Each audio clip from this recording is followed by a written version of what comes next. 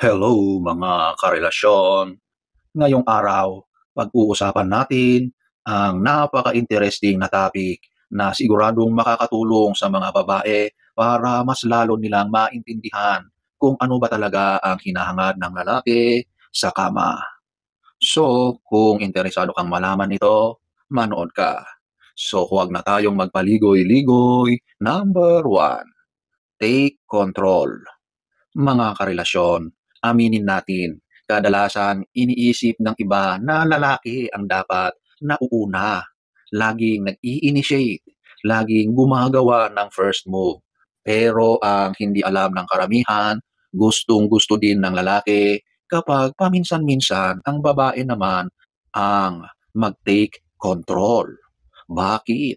Dahil nagpapakita ito na ikaw mismo ay may pagnanasa sa kanya. Hindi ito basta action lang, kundi assurance na siya mismo ay gusto mo. Ang simpleng paghalik, paglapit o kahit ang pagpapauna mo ng signal na ready ka na, napakalakas ng dating sa isang lalaki. Ito ay nagbibigay sa kanya ng matinding excitement at pakiramdam na hinahangad mo siya. Hindi lang siya laging naghahabol, kaya kung gusto mong mag-spark, sumiklab ang init ng relasyon, huwag kang matakot na ikaw ang unang gumawa ng moves. Number 2, kiss him deeply, then tease him by pulling away. Isa sa pinaka-simple pero pinaka-intimate na bagay ay ang halik. Pero hindi lahat ng halik ay pare-pareho. Ang isang malalim, passionate na halik ay parang signal na nagsasabing, gusto kita at gusto kong mawala sa mundo sandali habang kasama kita. Kapag hinalikan mo siya ng malalim, ito ay hindi lang physical, may kasamang emosyon.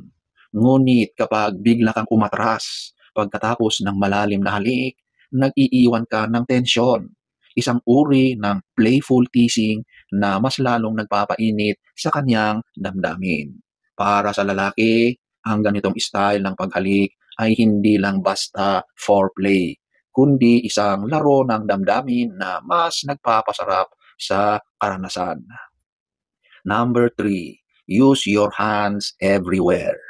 Mga karelasyon, isa sa mga bagay na hinahangad ng lalaki pero bihirang sabihin ay ang paggamit ng mga kamay mo. Hindi lang sa obvious na parte ng katawan, kundi sa lahat, mula ulo, braso, likod, dibdib, balakang. Ang paghawak ay may kakaibang epekto sa isip at katawan ng lalaki.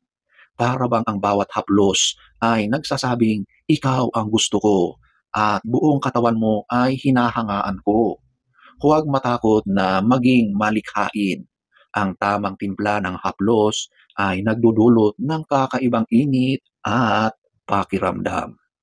Number 4, go down on him with passion, not obligation. Ito na siguro ang isa sa pinakamalaking difference sa perception ng lalaki. Nararamdaman nila kung ginagawa ng babae ang isang bagay dahil kailangan lang. Kumpara sa kapag ginagawa ito ng may passion at kusang loob. Kapag ginawa mo ito ng may tunay na pagnanais at hindi bilang obligasyon, hindi ka napipilitan, ibang level ng confidence at kasiyahan ang nararamdaman ng lalaki.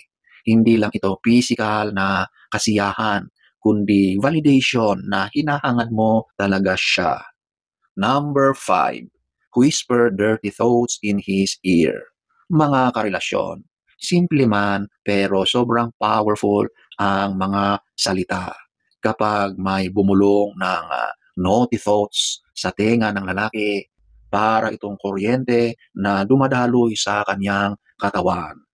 Kahit simpleng salita lang na nagsasabing, gustong-gusto kita, o kung gaano ka kasaya sa mga ginagawa niya sa iyo, sapat na para hindi niya ito makalimutan. Ang ganitong uri ng komunikasyon ay nagpapataas ng excitement at nagiging mas electrifying ang moment. Number 6, make eye contact while you please him. Madalas nating nakikita sa mga pelikula yung matinding tinginan habang intimate ang eksena. Totoo pala ito sa realidad. Kapag ang babae ay nakikipag-eye contact habang pinapasaya ang lalaki, nagiging mas malalim ang koneksyon. Para bang hindi lang katawan ang nag-uusap, kundi pati kaluluwa.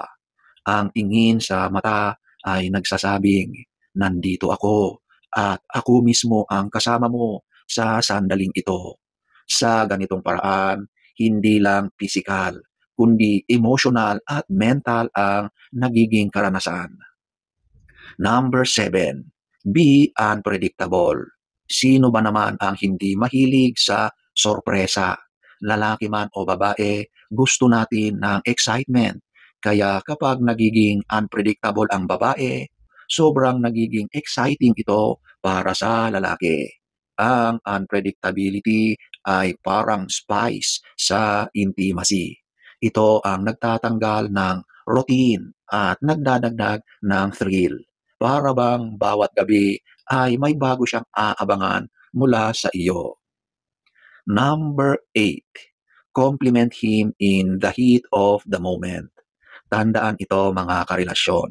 Ang lalaki, kahit gaano pa siya kalakas o katibay, gusto rin niyang maramdaman na hinahangaan siya. Kapag binigyan mo siya ng compliment sa mismong kainitan ng sandali, kahit simpleng ang galing-galing mo, ang sarap mo. Napakalaki ng epekto nito sa kanyang confidence. Ang simpleng papuri ay nagpapataas ng pagnanais. Para bang mas lalo siyang naiengganyo na ibigay ang best niya para sa iyo. So, ayan po mga karelasyon ang mga bagay na hinahangad ng lalaki sa kama pero bihira niyang sabihin. So sana ay nagustuhan nyo ang ating topic for today. Next story time. Don't forget to subscribe.